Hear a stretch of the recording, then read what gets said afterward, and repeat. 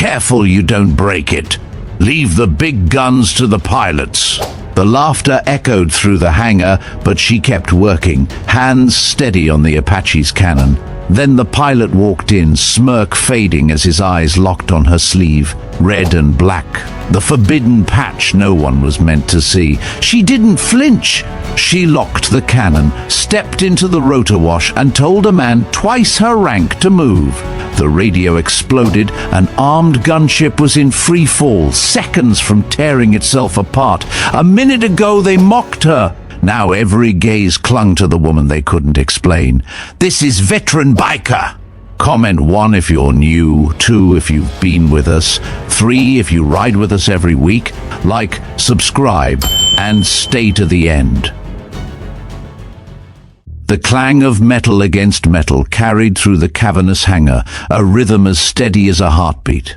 Somewhere above, fluorescent tubes hummed, washing everything in a pale light that made steel glisten like ice. The air smelled faintly of jet fuel and hot oil, the perfume of a place where machines outweighed men. At the far end of the bay, a lone figure knelt beside the squat nose of an R-64 Apache, her hands moving with quiet precision. She wore no pilot's wings, no rank bars, just a grey work shirt rolled to the elbows and trousers streaked with the ghosts of old Greece. A small group of young mechanics lingered by the tool carts, half working, half watching her. One, barely out of flight school by the look of him, cupped his hands around his mouth. Careful you don't break it. Leave the big guns to the pilots, he called, and the others snickered. Another added, she's probably never even seen it fire. The laughter was quick, nervous, bouncing off the high walls like loose shell casings. She didn't rise to it. Her gaze stayed fixed on the task in front of her, fingertips sliding a calibration gauge into place. Every movement was deliberate, measured not in seconds but in the satisfaction of getting it exactly right. A faint click answered her effort, the kind of sound only someone who lived in the guts of these machines would recognize as a victory. The others drifted back to their work, muttering under their breath. But the echo of that mockery still hung in the air when a new set of footsteps crossed the concrete. The man who entered didn't belong to the line crew. His flight suit was dark green, still dusty from the field, and the nameplate above his chest was scuffed from years in service. His eyes, sharp, scanning, moved over the rows of aircraft until they found her. He slowed, a faint smirk forming as if he'd just spotted the source of the earlier laughter. He took in the sight of her crouched over the cannon housing, forearms taut with effort, and began to step closer. Whatever he intended to say was caught mid-breath when she shifted slightly, the sleeve of her shirt catching the overhead light. There, half hidden in the fold of fabric, was a patch. Not a bright, polished squadron crest, but an old thing, its threads dulled with time, red and black, the colors deep as dried blood and storm clouds. The design was simple, a raven's wing across a broken sword, but it was enough to stop him cold. His smirk vanished. In its place came a focus that felt heavier than the air between them. He closed the distance in 3 long strides, his boots striking the floor with a muted finality. The low murmur of conversation elsewhere in the hangar faded as he came to stand just off her shoulder. "Where did you get that?" His voice was low but not soft, each word carved clean and deliberate. She straightened slowly, setting the tool aside without haste, and glanced at him. Her eyes didn't widen, didn't flicker with surprise. They simply met his, steady and unreadable, before she looked back to the weapon. "I asked you a question," he pressed, the timbre in his voice hardening. The noise of a ratchet being used somewhere nearby died away. Heads turned. 2 deckhands carrying hydraulic lines slowed to a stop, curiosity pulling them into the moment. The space between her and the pilot had become a fault line, invisible but undeniable. From the corner of the hangar, a figure in a dark uniform approached, a senior officer by the weight of the gold stitched on his epaulets. His gait was brisk, his expression carved from stone. "Something wrong here, Captain?" he asked, his eyes flicking between the two. The pilot didn't look away from her. That insignia, Raven Squadron. A ripple moved through the onlookers. The name wasn't shouted, but it might as well have been. For most, it was just a whisper from old war stories, a unit that existed. In the shadows, one you didn't ask too many questions about. For a few it was something else, something that pulled at the edges of memory like a half-healed scar. The officer's gaze dropped to her arm, narrowing as he took in the faded threads. He said nothing, but his attention sharpened, as if measuring her in ways the others couldn't see. She tightened the last bolt on the cannon's access panel and rose to her feet. Taller than she looked from a crouch, she carried herself with an economy of motion that hinted at training well beyond the workshop. "You don't wear that unless you earned it," the pilot said, more to the room than to her. If his words were meant to push her into explaining, they failed. She wiped her hands on a rag, folded it, and set it on the edge of the tool cart. Not once did she break the evenness of her breathing. The officer stepped in, his voice quieter but edged with authority. "Name?" She gave it, short, clipped, nothing more than the syllables required. "Run it," he told a nearby crewman. The man hurried to the workstation in the corner, fingers tapping rapidly across the keyboard. The sound of the keys seemed loud in the pause that followed. After a moment, the crewman hesitated. "Sir, I've got her current assignment maintenance logs, but nothing before 2 years ago. No training records, no enlistment data. It's like—" He stopped himself, glancing toward her. "It's like the rest was scrubbed." The pilot finished for him, his gaze never leaving her face. Her eyes lifted to meet his again, calm as still water. If there was any reaction to the tightening circle of attention around her, it was buried deep. The officer studied her a long beat, then said, "You've been holding out on us." She didn't answer. Instead, she reached for the cannon's safety cover, latching it shut with a decisive click. The sound was crisp, final, and for some reason it made the back of the pilot's neck prickle. Around them, the hangar seemed to draw in a collective breath. The usual backdrop, air compressors kicking on, distant shouts from the flight line, faded beneath the weight of whatever this was turning into. A few of the younger mechanics shifted uncomfortably, sensing that the joke they'd made earlier had just walked into territory they didn't understand. The officer's voice cut through the tension.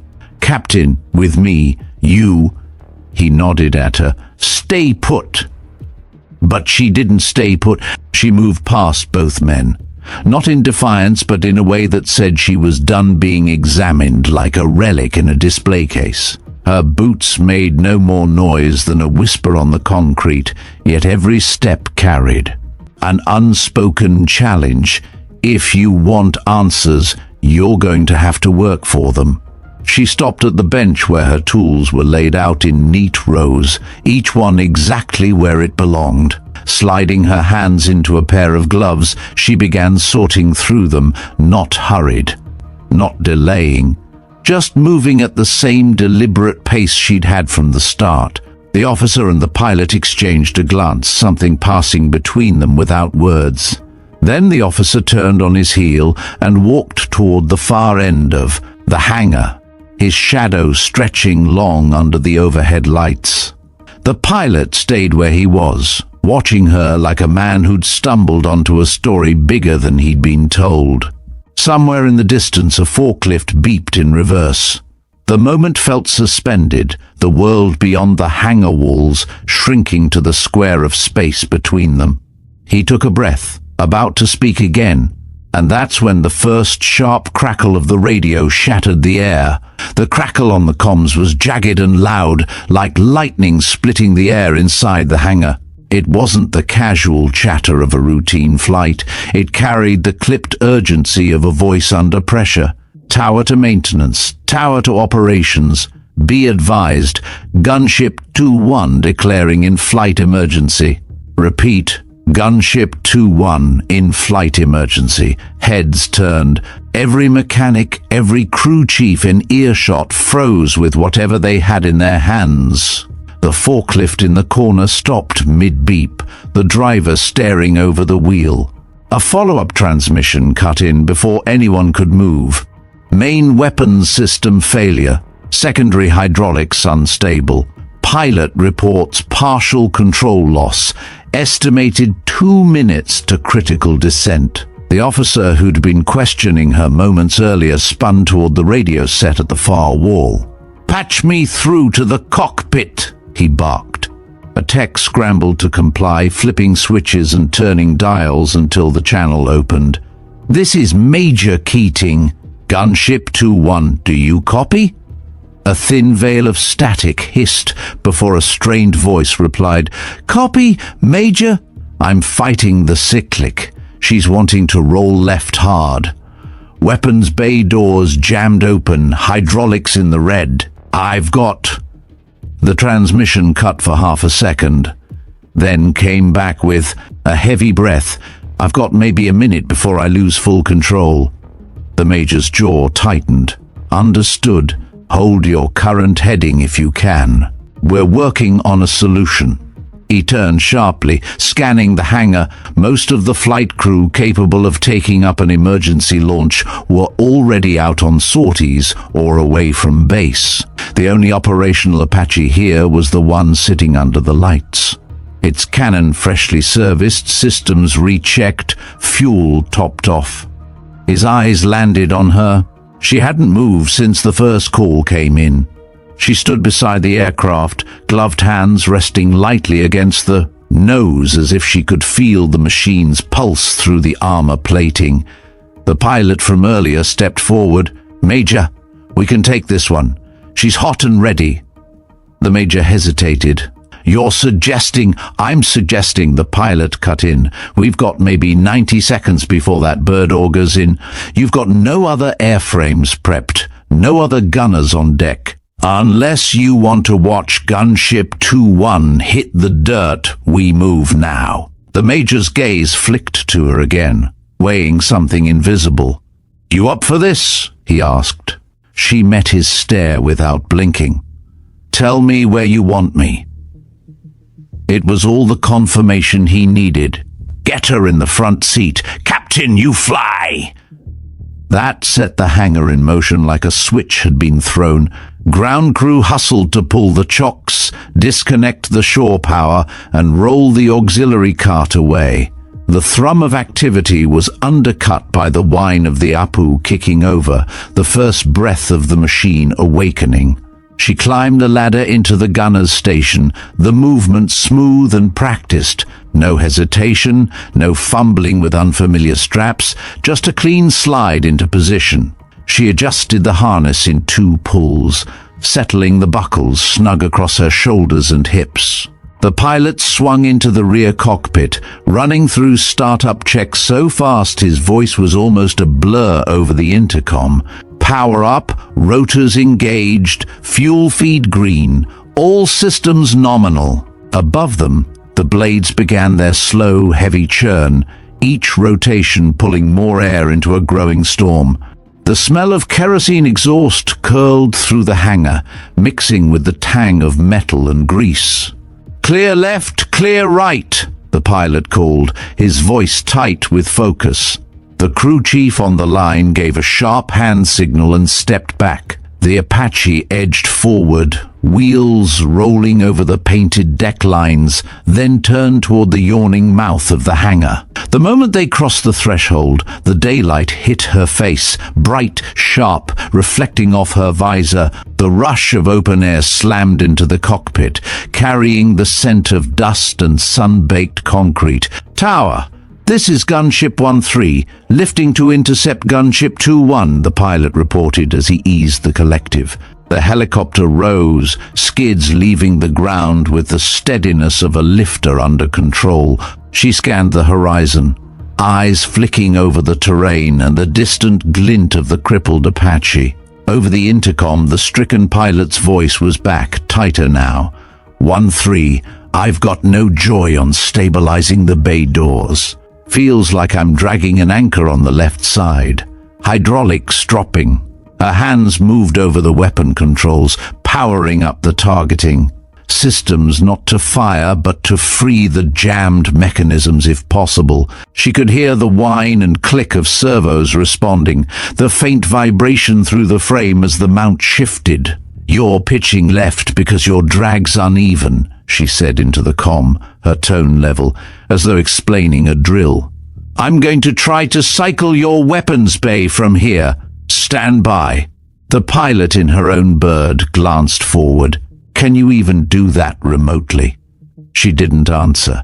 Her fingers danced across the controls, initiating a maintenance override, sequence that bypassed the damaged actuator on the other aircraft. The system groaned in protest, metal straining against its own damage.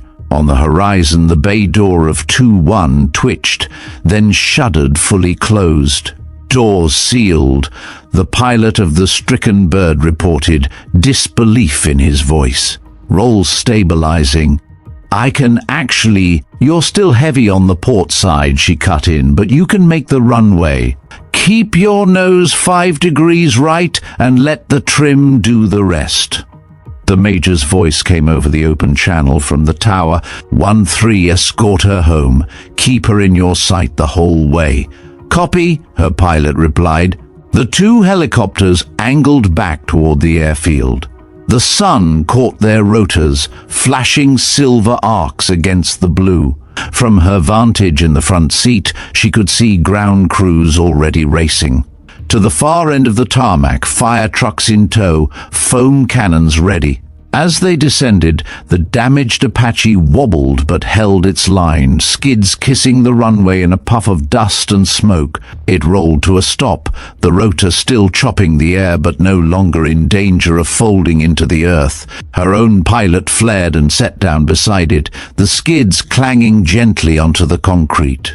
She powered down the systems, fingers moving with the same deliberate care she'd shown on the hangar floor. When the canopy opened, the noise of the rotors became a hurricane again.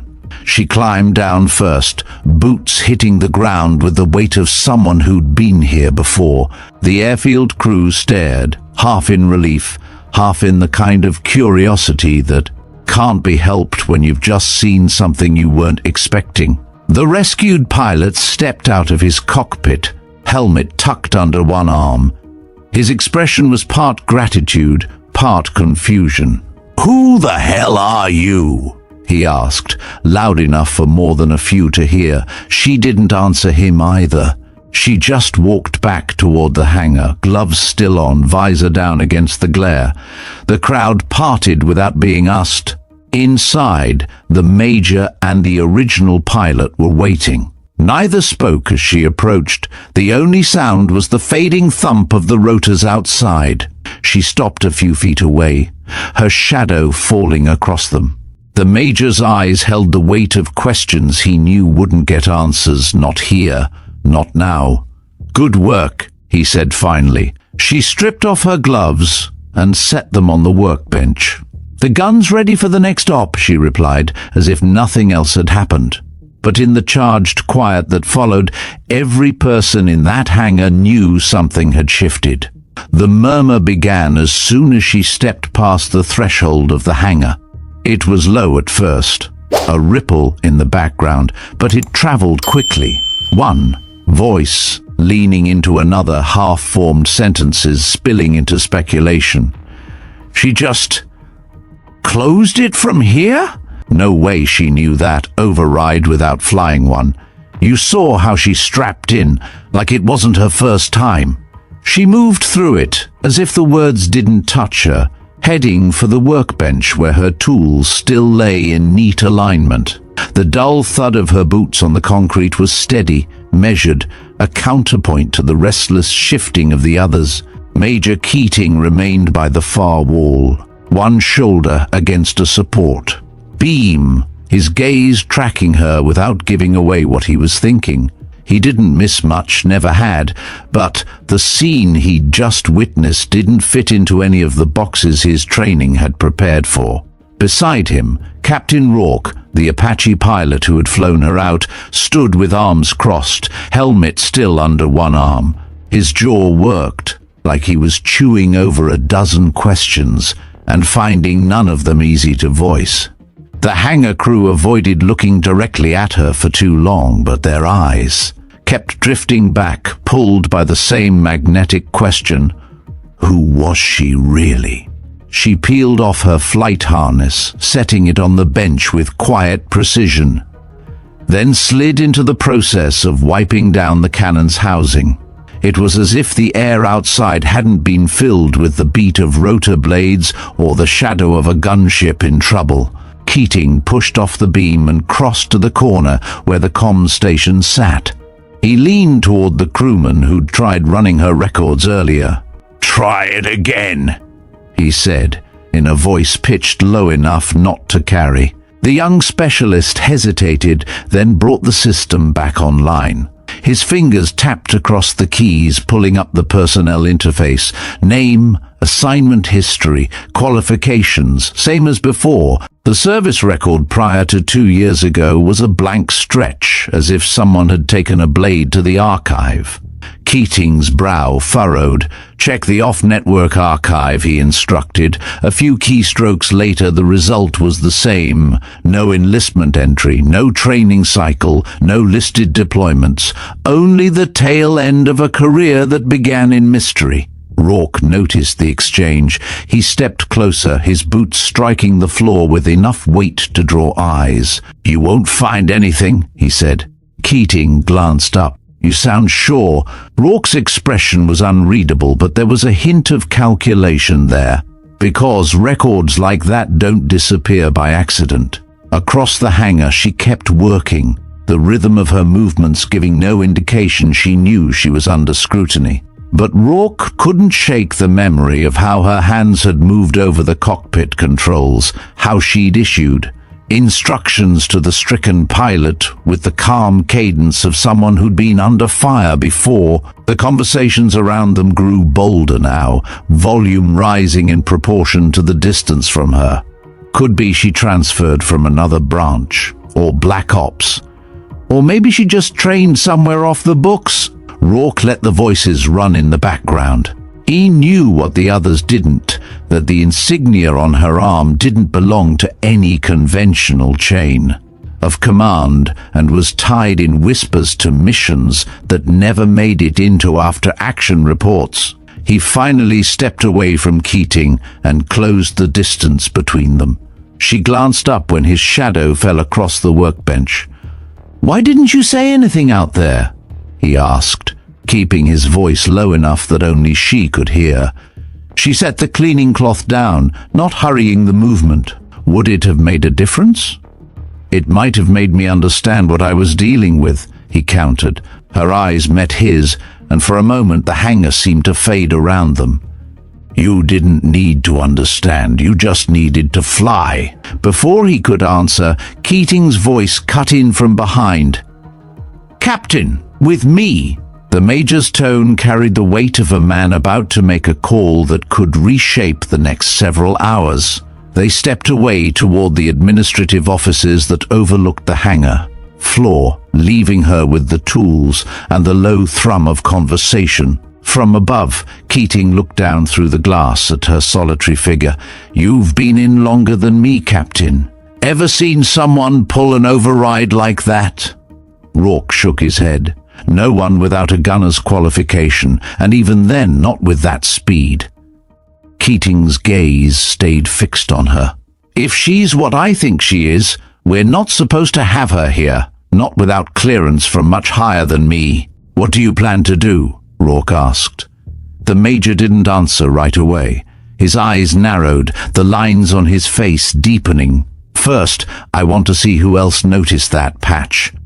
Below, she finished the last of the post-maintenance work and stripped off her gloves, setting them in their exact place on the bench. She didn't look up at the office windows, but if she had, she might have seen both men watching her with the same intensity, though for different reasons.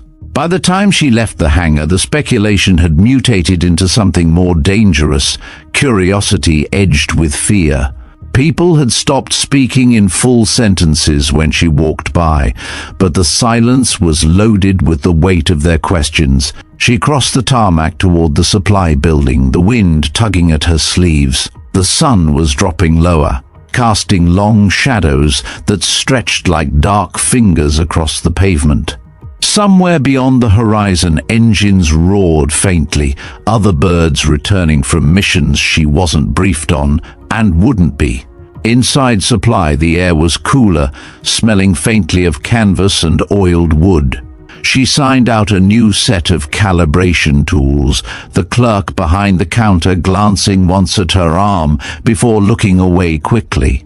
Word had traveled fast. When she returned to the hangar, Rourke was waiting. He didn't bother with small talk. "Major Keating's talking to command," he said. "Your name's going to be in more ears than you probably want." She set the tool case down. "Then maybe you should stop saying it." Rourke's mouth curved slightly, though it wasn't quite a smile. "You're not making this easy." "I'm not here to make anything easy," she said. He studied her for a long moment, then shifted the topic. "That override sequence, you improvised it. That's not standard procedure. It worked. That's not the point." "It's the only point," she replied, and turned back to the Apache as if the conversation were finished. Above, in the glass-fronted office, Keating hung up the secure line. His expression had shifted into something heavier, less like a man following orders, and more like one standing at the edge of a storm.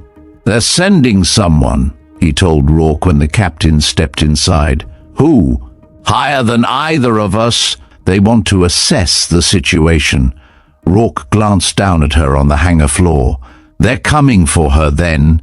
Keating didn't confirm or deny it, but the lack of answer said enough. The sound of rotors came first, low, distant, building in volume until the glass panes in the office began to tremble. Keating stepped to the window, his eyes narrowing against the afternoon glare. A 60 Black Hawk slid into view, banking toward the auxiliary landing pad adjacent to the main runway. Its matte paint absorbed the sunlight, and the markings were minimal. No unit insignia, no tail art, just a small alphanumeric code stenciled near the tail boom. Rourke joined him at the window. "Not standard transport for a goodwill visit," he observed. Keating didn't respond. He was already moving for the stairs, taking them two at a time. Rourke followed, neither man speaking, as they descended to the hangar floor. Outside, the Black Hawk skids touched down with a puff of dust. The side door slid open before the rotors had fully spun down, and a tall figure stepped out, the downdraft snapping the edge of his jacket against his legs. He wasn't in a flight suit. Instead, he wore a dark field coat with no name tape and no visible rank. A pair of mirrored glasses shielded his eyes, but not the weight of his attention as it swept the tarmac. She emerged from between the Apaches just as the newcomer's boots hit the ground. The wind from the rotors caught her hair where it had slipped from its tie, tugging a loose strand across her cheek. She didn't move to fix it. The man in the coat closed the distance quickly, his stride purposeful. Keating intercepted him halfway, offering a crisp nod. "Sir." The man didn't return the courtesy. "Where is she?" Keating stepped aside just enough for the line of sight to clear. "Over there by the bird you just saw on your way in." The stranger's gaze fixed on her like a targeting reticle. "You're coming with me." Her expression didn't change. "On whose authority?" On the authority of people you used to work for. Rourke moved in before she could answer. If you're here to pull her, I'd like to know why. The man's head turned slightly, the mirrored lenses reflecting the captain's face back at him. Need to know, he said flatly, and you don't. The exchange drew the attention of everyone in earshot. Mechanics paused mid-task, wrenches and rags hanging forgotten in their hands. Even the distant drone of the flight line seemed to fade beneath the weight of the standoff. Keating looked from one to the other.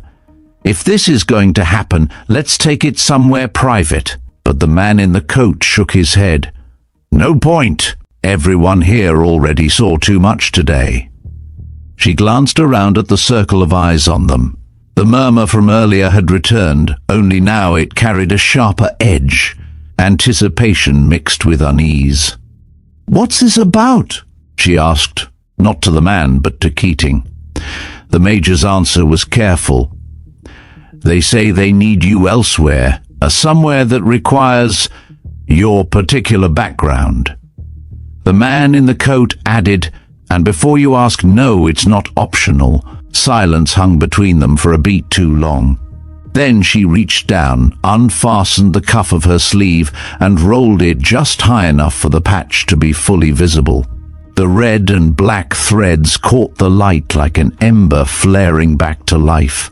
"If you want me to walk away from this hangar," she said, "you'd better. Be sure the people you work for are ready for what that means." The man in the coat's jaw flexed, but he didn't answer. Instead, he gestured toward the Black Hawk. She took a step forward, then stopped beside Rourke. "You fly like you mean it," she said quietly. "Don't waste that." Before he could reply, she moved past him, the crowd parting instinctively as she headed for the waiting helicopter. The sound of the rotors swelled again as the crew inside prepared for takeoff. Keating and Rourke stood side by side, watching as she climbed aboard. The man in the coat followed, pulling the door shut behind them. A moment later, the Black Hawk lifted, banking away from the base until it was just a speck against the bright horizon. The hangar felt emptier than it should have. The crew drifted back to their work, but their focus was fractured. Tools clinked against metal without the usual rhythm. Conversation started and died halfway through. Rourke finally broke the quiet. "She's not coming back, is she?" Keating didn't answer right away. "If she does," he said at last, "it'll be because she decided to, not because anyone here went to get her." They both turned toward the Apache she'd worked on, its nose pointed toward the open hangar doors.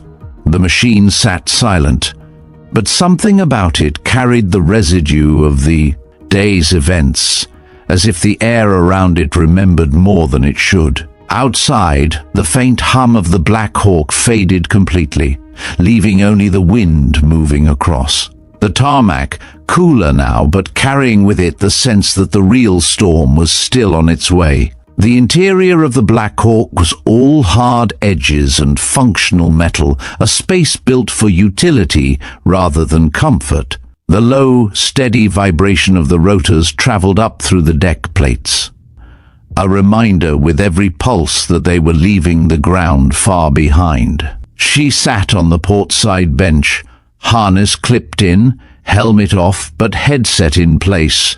Across from her, the man in the field coat held onto an overhead strap with one hand, the other resting loosely on his knee. His mirrored glasses were gone now, tucked into a breast pocket, revealing eyes that were sharp but not unkind, though they gave nothing away.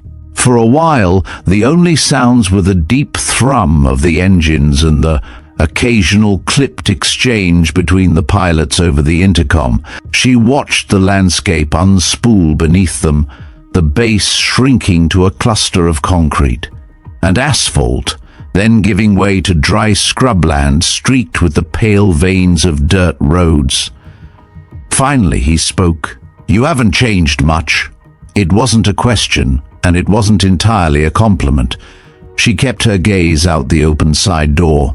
"You have," she said evenly, a faint curve of his mouth gone almost as soon as it appeared. We don't have much time before we land, so I'll skip the courtesies.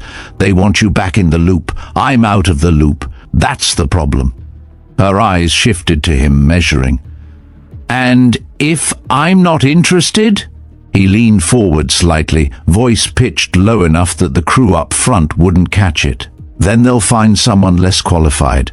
And when it goes sideways, which it will, you'll wish you'd been there. The helicopter banked slightly, and the view outside changed to rolling terrain, a patchwork of fields and abandoned structures. She recognized the contours of the land, though it had been years since she'd flown over it. This isn't a debrief, she said. This is a recall. He didn't deny it. The situation's bad enough that even the brass who signed your discharge are pretending it never happened. She turned back to the horizon, letting the conversation hang. In the shifting light, the memories she'd kept locked away pressed closer. Flashes of a desert sky lit orange by tracer fire, the heavy smell of cordite, the clipped voices of people who trusted her to bring them home. The Black Hawk began its descent. Below, nestled between two low ridgelines, a compound came into view, its perimeter marked by high fencing, guard towers at each corner, and a landing zone cleared of everything but dust and concrete. The skids touched down with a muted bump. The side doors slid open, and the rush of hot air carried the sense of fuel and baked earth into the cabin. She unclipped her harness and stepped down, boots hitting the ground with the solid certainty of someone who knew how to plant herself in unfamiliar territory. The man in the coat followed, signaling to the crew chief before the helicopter lifted away again. Armed personnel in unmarked fatigues waited just beyond the edge of the landing zone. None of them wore insignia, but the way they carried themselves, balanced, economical, spoke volumes. These were not standard garrison troops. The man led her across the open ground toward a reinforced door set into the main building. Inside, the temperature dropped a few degrees, the air tinged with recycled ventilation. The corridors were narrow, the walls lined with soundproofing panels. They stopped outside a room with frosted glass, the only marking on the door a single number, 7. Inside, he said. She stepped through into a briefing space no bigger than a supply closet. Just a table, 3 chairs, and a wall-mounted monitor currently dark. The door closed behind her with a muted click, and the sound of the outside world vanished. Another man was already seated at the table. He was older, hair silvered at the temples, his uniform devoid of name tape or rank, just like the others. But there was no mistaking the command in his posture. "Sit," he said. She did, without comment. He regarded her for a long moment. "We've been tracking a pattern in the last 6 months. Incidents scattered across 3 regions. Different players, same result. Assets destroyed, crews lost. Every point of contact that should have connected the dots has either gone missing or stopped talking." She waited. He tapped a key, and the monitor on the wall came to life. Grainy aerial footage appeared, an armored convoy snaking through a canyon, then erupting in flame from a single precise strike. "Same signature each time," he continued, "same accuracy. We believe it's the work of a rogue cell operating off the grid, and we believe they've had inside help. Someone with the kind of operational knowledge you don't get from manuals." Her eyes stayed on the screen, but her jaw tightened fractionally. "You think it's one of ours?" "We think it's someone who was one of ours," he corrected. "And that's where you come in. No one else has the background to trace their methods without tipping them off." "I'm not in your chain of command anymore," she reminded him. "You're in mine for this," he said simply. The man in the coat had been leaning against the wall, silent until now. "You still have the skills. More importantly, you still have the instincts. You can walk away, but understand this. If you do, You'll be reading about the next strike in the casualty reports." The silence stretched. The hum of the ventilation filled the small room. Finally she spoke. "If I do this, I do it my way. No leash, no shadow, no one second-guessing me mid-op." The older man considered her for a long beat, then nodded once. "Agreed." "But you move fast. We've already lost time." She stood, her chair scraping softly against the floor. "Then we start now." As she reached the door, the man in the coat stepped aside to let her pass. "It's good to have you back," he said quietly. She didn't answer.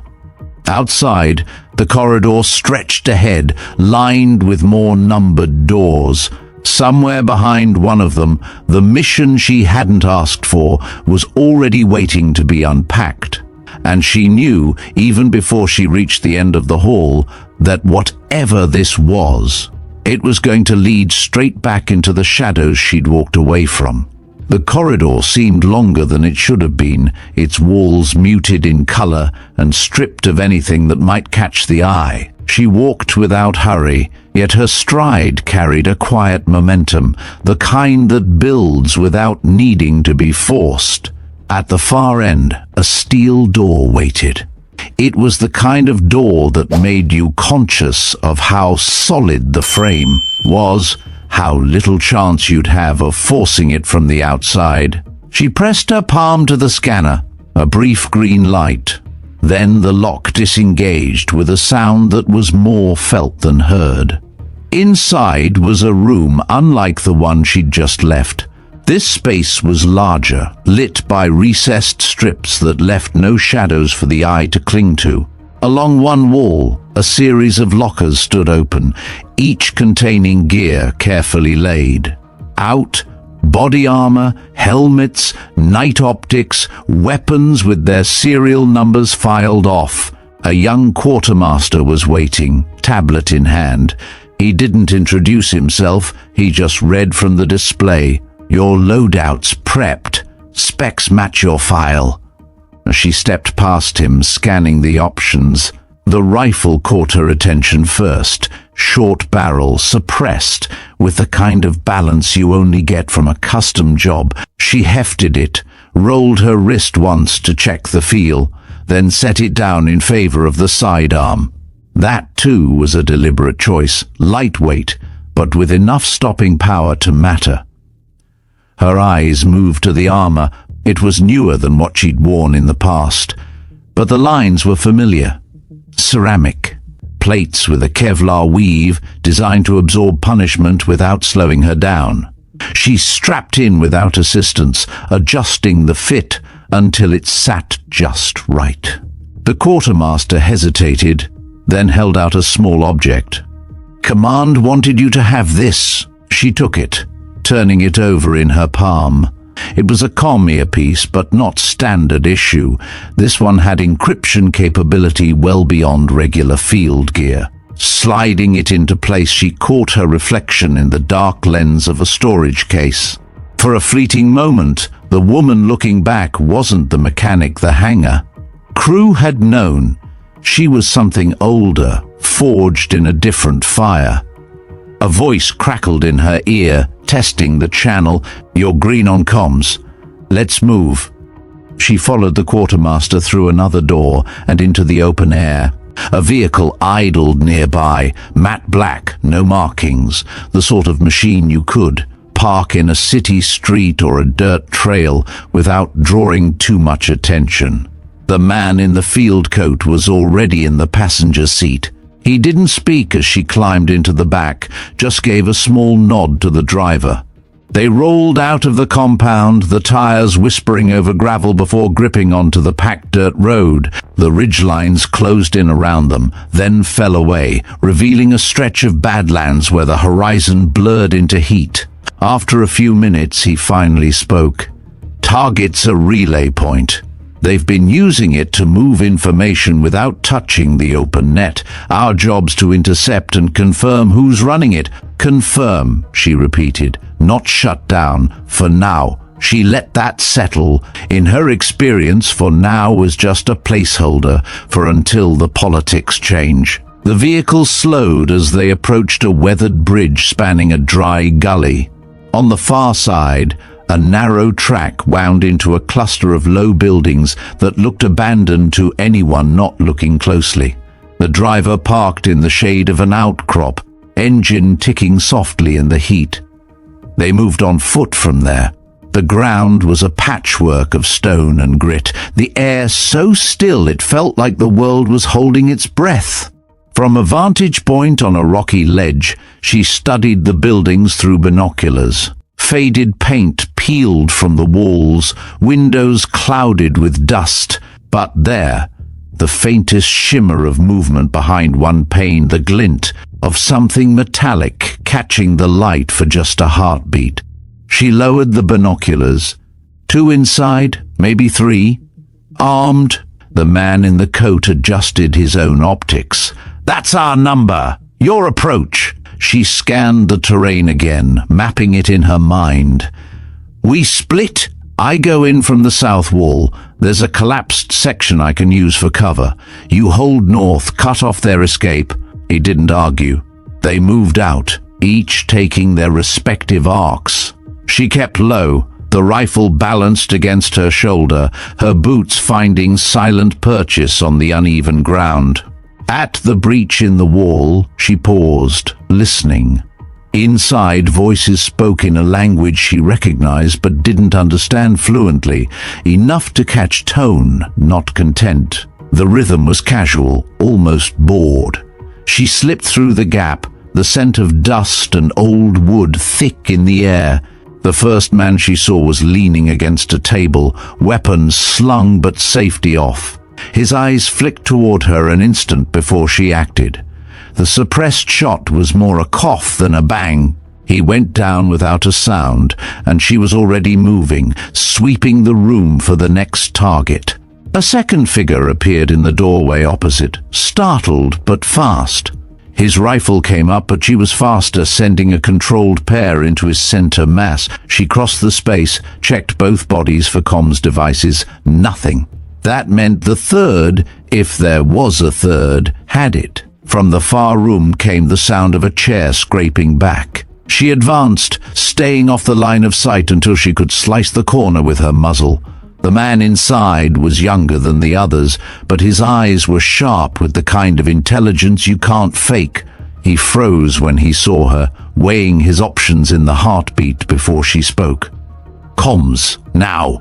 His gaze flicked toward the table beside him.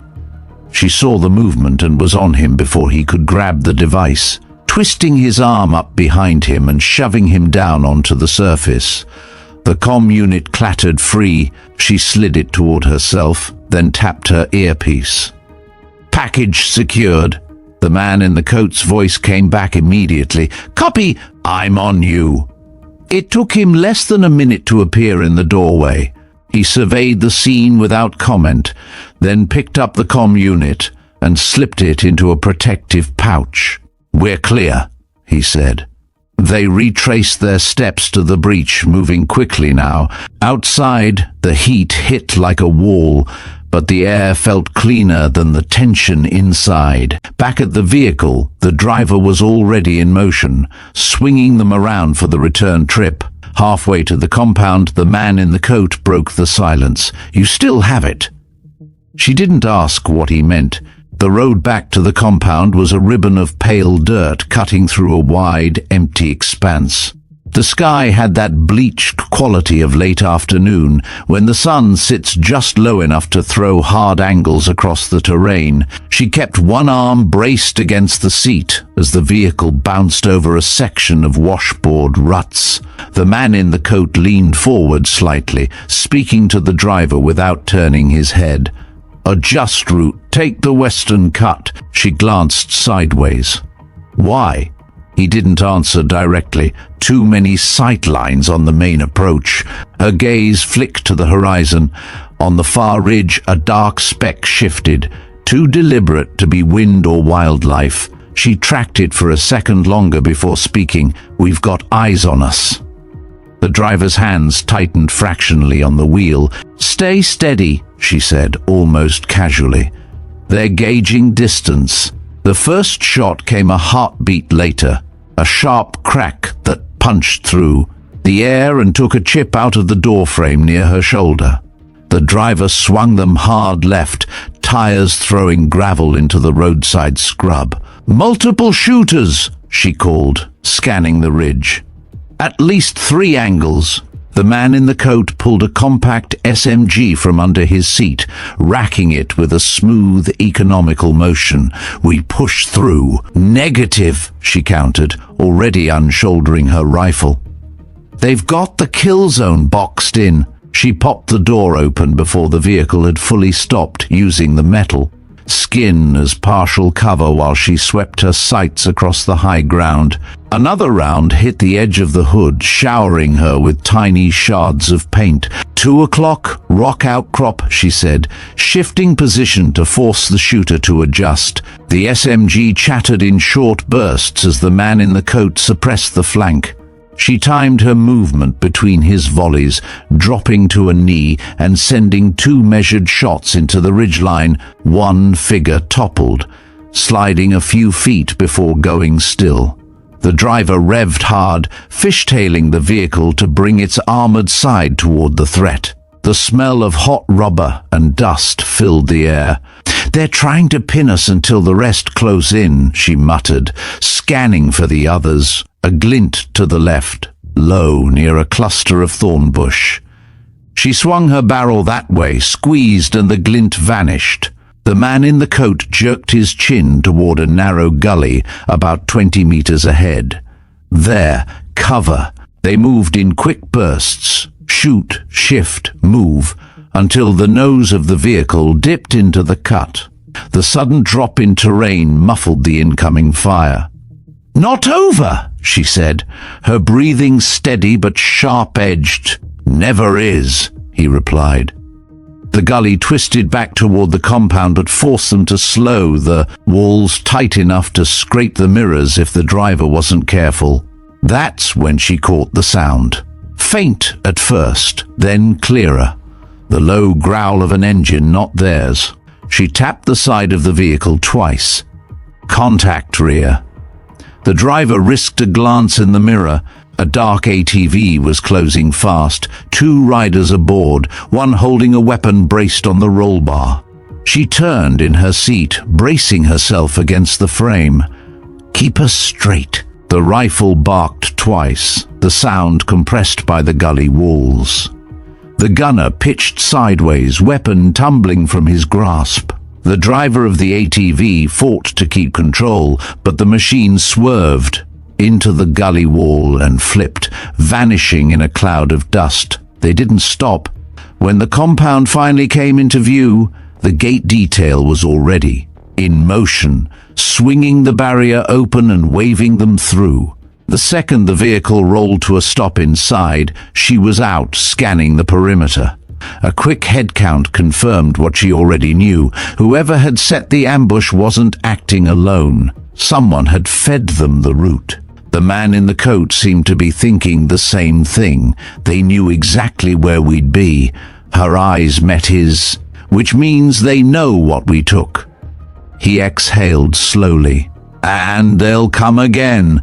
She slung the rifle over her shoulder, already mentally mapping the compound's vulnerabilities. The relay point's comm unit wasn't just a piece of gear, it was a thread, and now both ends were live.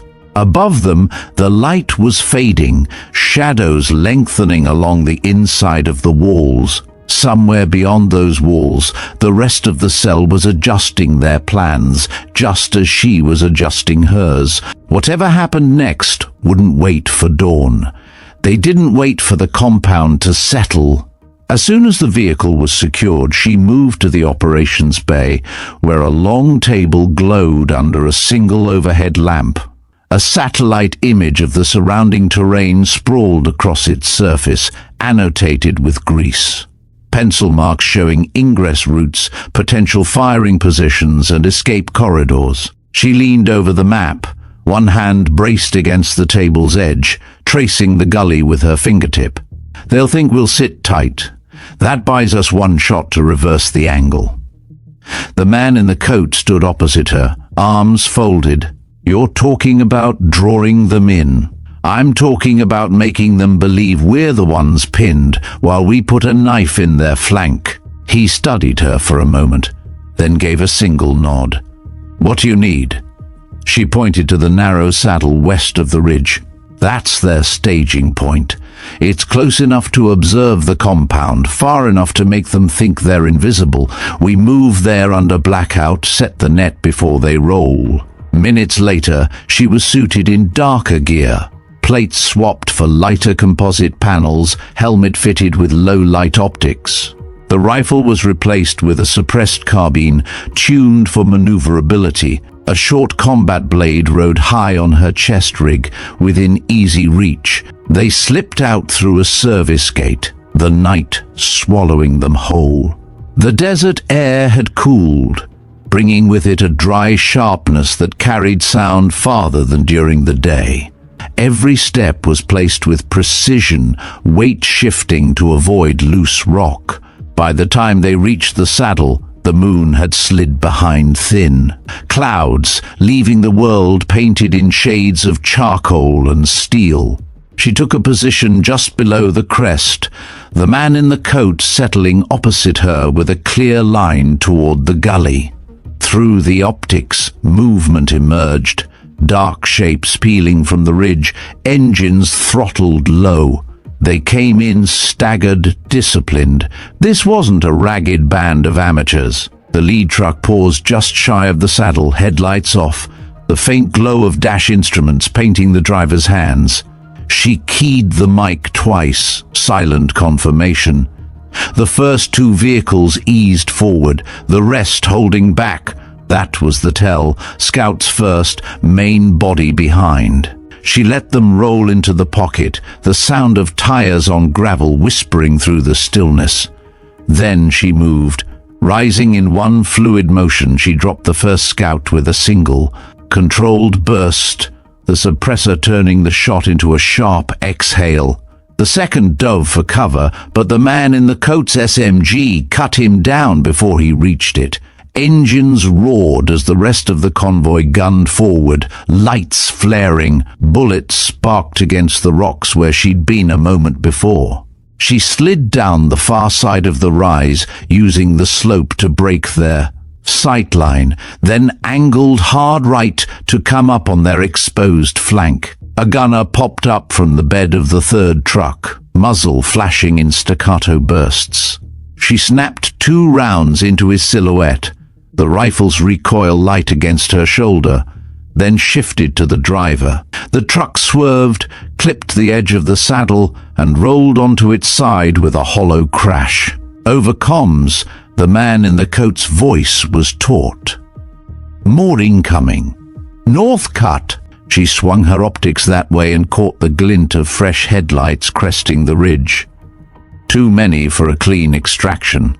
Change of plan, she said, already moving downslope toward the wrecked truck. The overturned chassis offered partial cover and, more importantly, a higher vantage on the gully.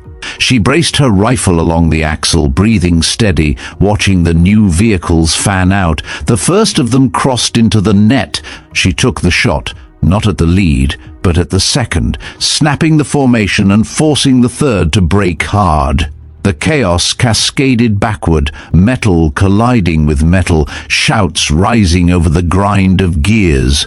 And then, from somewhere beyond the ridge, a sound she hadn't expected, the deep building chop of rotor blades. Not theirs, not friendly. She felt the vibration in her boots before she saw it. A helicopter, running dark, sliding low over the terrain.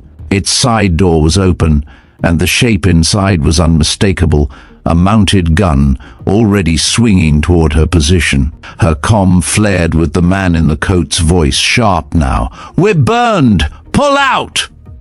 But she didn't move. Not yet. Her eyes locked on the gunner in the open door, her finger tightening on the trigger. The world seemed to contract to that single line between them, the rotor wash whipping. the dust into a living wall, the roar of the engine folding over itself. And just as the gunner brought the weapon to bear, the night lit up. Understood. Here is part 6. Rewritten, extended approximately 2,000 words. Picking up at the instant the night exploded with light and carrying through to a decisive, emotionally charged resolution while keeping all language fresh and avoiding recycled phrasing from earlier parts. The night split open with a blade of brilliance that carved the darkness from ridge to ridge. The hostile helo's gunner flinched, aim kicking skyward as the beam knifed across his doorway and washed out his sight. She blinked through the glare, cheek pressed to the cool plane of the overturned truck, counting breaths until the afterimage burned away. It wasn't a random flare. The illumination tracked with deliberate grace, hunting the enemy aircraft with the patience of a predator. Another machine ghosted in from the west, sleeker, quicker, its skin mottled and low-reflective, the sort of finish you give something you don't want noticed. No nav strobes, no unit paint, only intent. The hostile pilot tried to shake the light by rolling hard and dumping altitude. The newcomer matched every move, spotlight jittering, then pinning, then sliding off as both birds knifed along the contour of the ridge. Dust boiled off the slopes below them. For a heartbeat, the world became rotor thunder and white-hot glare. "Move," the man in the coat urged in her ear. Calm voice, tight edge. She broke from the wreck, staying low, towing quick angles through scrub and rock until she hit the gully's lip and slid down its shadowed side. Fire from the scattered convoy licked the stones behind her. Chips of shattered granite pinged off her forearm guard. She pivoted behind a knuckle of basalt and looked up just in time to catch a stark outline. Painted in light on the newcomer's fuselage, a stylized wing slashed over a broken blade. Immediate recognition slammed through her chest, part warning, part ache. No time to stare. One of the remaining trucks fishtailed to block the exit toward the compound, engine whining under the strain. She sprinted along the gully's edge, ripped a grenade free, pulled, ring, and sent the small metal egg skittering under the chassis. A hard, concussive thump tore through the ground, flipping the vehicle onto its flank with a metallic howl. Voices cracked into curses. She didn't slow. The man in the coat popped into view behind a limestone shelf and leaned his SMG against the stone, sending disciplined bursts into the formation, trying to rally. She dove in beside him, dust clinging to her gear, breath threaded but steady. He flicked a fresh magazine toward her, thumb, arc, catch, without taking his eyes off the sights. "They're shaken," he said. "Then we end it," she replied, and rose into a controlled rhythm. Press, adjust, press again. Rubber shredded. Headlights blinked out. Engines coughed, stumbled, died. The fight bled out of the gully in ragged starts. What remained of the convoy broke into pockets. One group bolting for the north. Arroyo, another abandoning vehicles and dragging wounded behind a low rise. Above, the duel tightened. The raven-marked helo slid across the hostile's tail and snapped the beam into the cockpit. The enemy swung wide to avoid the glare and overcorrected, rotor bite turning choppy as the pilot fought disorientation. The Allied bird didn't shoot, it herded, forcing the other crew to think about not dying rather than about killing anyone on the ground. It was expert work, precise and merciless without being cruel. Silence fell in chunks, not all at once. First the ground fire tapered, then the last ricochets skipped, then only the two machines carved sound into the sky. When the hostile finally banked away for real, the Raven craft stayed glued. To its flank, until both were just darker shadows against a dark horizon. The beam blinked twice, acknowledgement, and died. "They'll be back," the man in the coat said, lowering his weapon. "Then we'll be ready," she answered, scanning the slope for movement that didn't belong. Nothing but smoke threads and the whimper of a failed radiator. They moved among the wrecks, stepping around dropped magazines and shattered glass. She kept the muzzle down but live, hand brushing the comm unit in her rig as if reminding herself it still existed.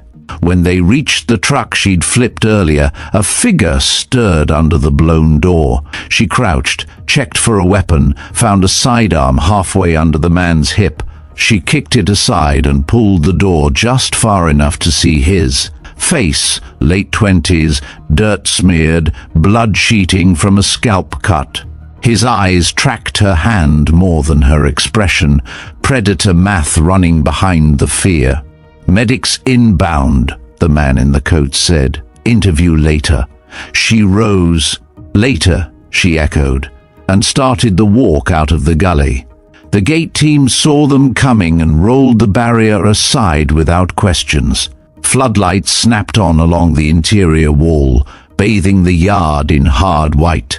Within that glare, every mark of tonight's work stood out, dust ground into their sleeves, grit in the lines of their plates, the specific stiffness of people who hadn't yet let their bodies believe it was over. In the ops room, Keating waited without theatrics.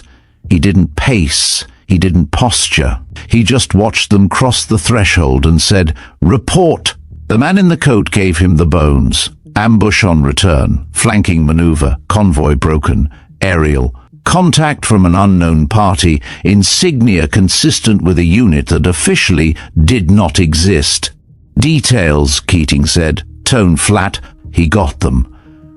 When the retelling reached the part with the emblem, Keating's pupils pinched. He didn't bother asking if she was sure. He'd seen her recall in motion. He knew the difference between rumor and memory. "Sitrep on escort?" he asked. "Shadowed the hostile until both cleared the ridge," the man in the coat replied. "No landing, no hail." Keating nodded like a man promising himself he'd swallow the rest of his questions for now. "Get cleaned up. Hours sleep if you can steal it. Debrief at first light." She didn't argue.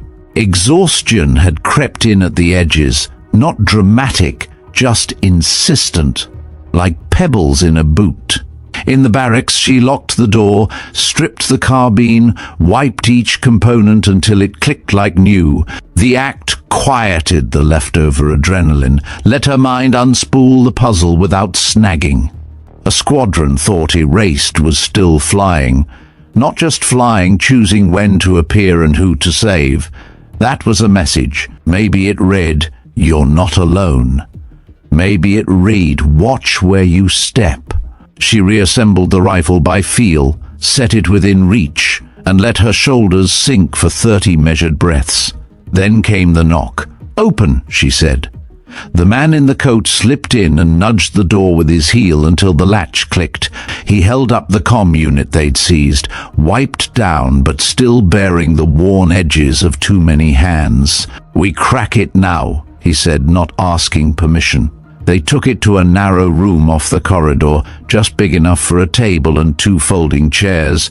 The overhead glowed dim, as if the building had decided not to give them more than they needed. She fed the unit power from a field brick, coaxed it past a tripwire that would have nuked the data if they'd been clumsy, and pulled up the index. What spilled out wasn't a trove, it was a needle map. Each point corresponded to an action across months, strikes on depots, precision, raids on comms heads, exfil corridors snapped shut just as someone tried to run. Threads connected the points like taut wire. On that web, a silhouette repeated, helmet off in one frame, chin tilted, posture compact and coiled even at rest. Familiar in a way that made her chest tighten. He saw her see it. "Who?" She didn't answer, not yet. She scrubbed the audio channel instead. Voices cut through static, languages flipping, code phrases like smooth stones turned in a palm. Twice she heard a cadence that tugged at an old part of her brain, someone who delivered urgency without heat, as if calm itself were a weapon. Not rogue, she said finally. Selective, surgical. They're cutting away what ties back to something neither side can admit exists. She tapped the newest pin on the map, and we were sent to trip an alarm on their perimeter. He leaned back against the wall, letting that settle. If our leash holders want you pointed at them, either they don't know who they are, or they do. Both are bad, she said. He half smiled, not from humor. Then we choose our own line. Not yet. She folded the unit shut, and the little room sank into ordinary air again. First, we confirm the pilot. You recognized them, he said, not accusing. I recognized a way of moving, she corrected, and an emblem you don't wear unless you bled for it. He accepted the deflection with a small nod. Sleep while you can. She didn't. She took her hour and turned it into a shower, a fresh shirt, a hot cup that barely tasted of coffee but counted as ritual. Before dawn bled color into the eastern edge of the world, she stood on the roof, elbows on the parapet, watching the compound breathe. A stray cat threaded its way along the warm bricks, tail flagging like a signal. Somewhere down in the yard, a young sentry fought a losing battle with a yawn. Behind her, footsteps approached. Keating joined her without greeting. For a time, they stared at the same nothing. You've seen that mark before, he said finally. Yes. You going to tell me where? No. He didn't bristle. He took it like he took everything. Weighed, filed, retained. They're sending a liaison, he said. Claims to be from a place that doesn't issue liaisons. She looked at him. Meaning? Meaning we're about to get polite pressure, the kind that comes with sealed envelopes and long names. I prefer rotor wash, she said dryly. I prefer not needing either. He straightened. Debrief in 10. The room filled quickly. Driver, gate sergeant, 2 medics, the comms specialist. The man in the coat near the back with his arms folded loosely. She gave them the night, stripped of decoration. Just the bones that mattered and the tendons that held them. Questions came in short bursts and got shorter answers. When someone asked about the Allied helo's origin, she said, classified. Keating let it pass. When the door opened mid-sentence and the liaison walked in, no one had to ask who he was. The uniform fit without belonging. The face was official without being known. He carried authority like a quiet cologne. Carry on, he said mildly, and sat. Eyes tracked him, then tracked her. She finished the synopsis and set the comm unit on the table. He didn't look at it. His eyes flicked to her sleeve. Quick, sharp, gone in an instant, as if the glance itself carried more weight than words. Blink and miss, and then it was over. He straightened, masking whatever passed through his mind with a well-educated smile that could mean anything. On behalf of concerned parties, he said, "Thank you for your service. We'd like the device." The words were polite. The cadence was a door that didn't expect to be locked. She slid a fraction of an inch to put her hand on the unit. Chain of custody remains with us until we finish our analysis. Of course, he said, with a tone that suggested the opposite. Still, expediency gets people killed when it outruns understanding, she finished, matching his soft edges with firmer ones. The man in the coat didn't shift. Keating didn't cough. The room held the kind of still that comes when a line is being drawn with a hair. The liaison set a folder on the table. No markings. He tapped it once. In that case, perhaps this clarifies your scope. She didn't reach for it. If you brought a scope, you brought a target.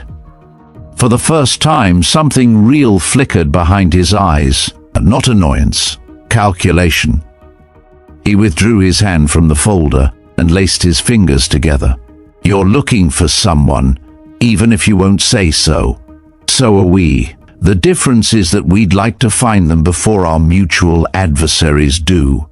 Define mutual, the man in the coat said, speaking up for the first time. The liaison let the pause sit just long enough to feel intentional. A malign network with assets in places both of our employers pretend don't exist.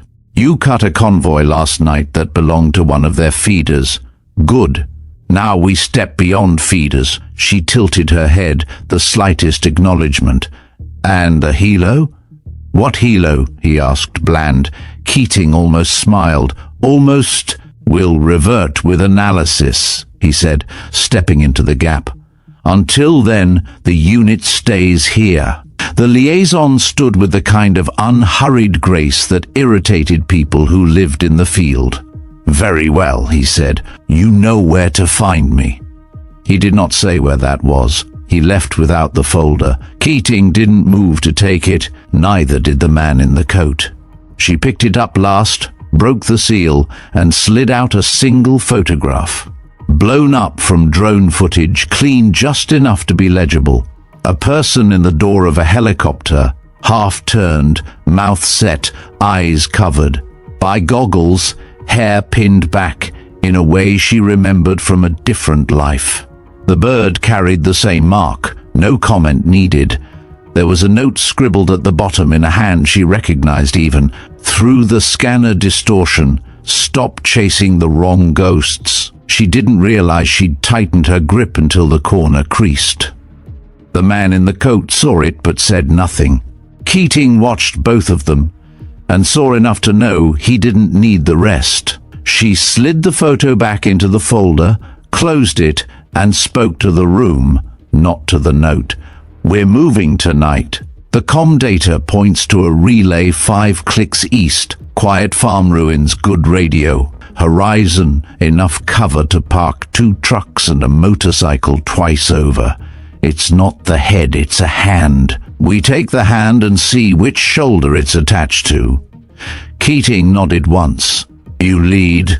The day stretched, thin and brittle, over preparations. Maps were marked, routes memorized, contingencies hung like coats on pegs, one for weather, one for a wrong turn, one for everything smarter opponents might do. She checked every magazine by touch, not sight. She ate something forgettable on purpose.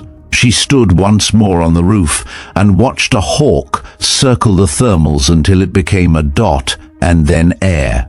Night slid down clean. They rolled out in 2 vehicles under a sky that looked polished.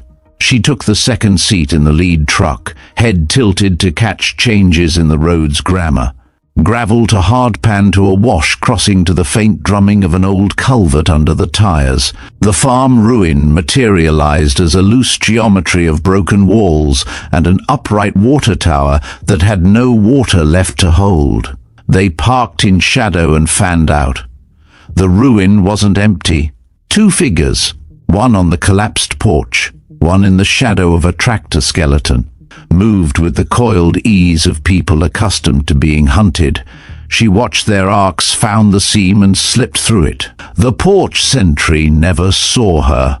The second managed to raise a hand and then thought better of it when she set the edge of her blade under his ear and said no, so softly it might have been a kindness. Inside the main room, a radio stack hummed with life, lights winking in.